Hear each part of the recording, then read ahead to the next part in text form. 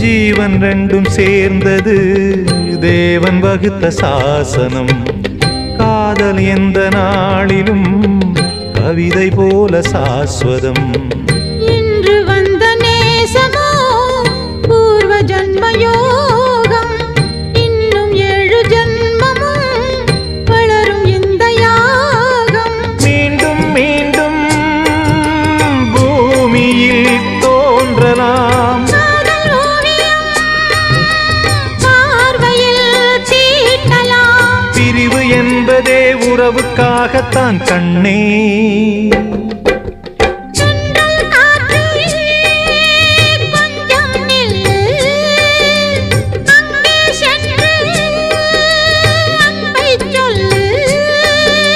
தனிமை கொதிக்குது, நினைவினில் அனலும் அடிக்குது, இதயம் துடிக்குது.